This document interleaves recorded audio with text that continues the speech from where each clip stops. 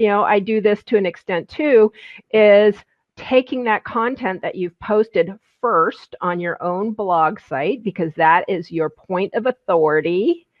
You want to make sure it's first on your own website. And Manna's like nodding her head. She's the person you want to talk to about why you do that.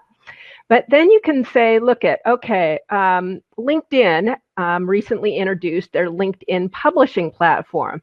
Now, when I started talking about repurposing content in 2006, there was no LinkedIn publishing platform, but now there is. And so if your audience is on LinkedIn, you have an opportunity to reach them, reach millions more people than you may be reaching on your own blog. So while you might share your blog post, a link to your blog post as a status update, you can also take that content and publish it on the LinkedIn publishing platform.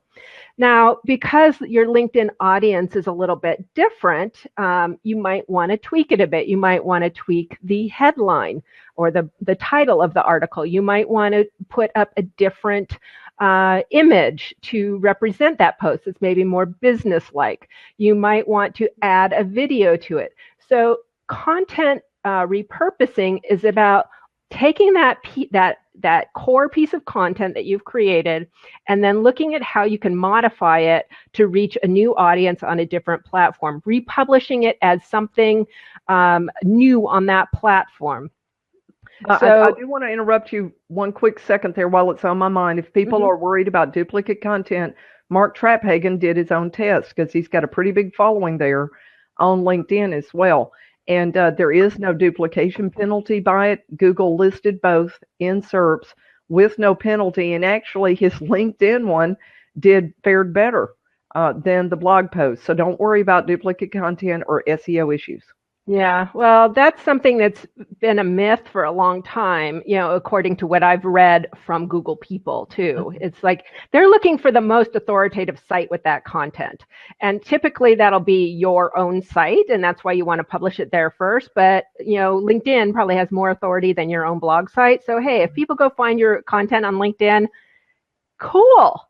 That's what I'm saying. If I can reach 1,000 more people or 10,000 more people with an article on LinkedIn, I might only reach 1,000 people with my blog post. So I'm happy to get that. And of course, if you're smart and strategic about it, at the bottom of that post on LinkedIn, you're going to add, your author bio. And I will always say this post was originally published on denisewakeman.com, and I link to the post on my blog site.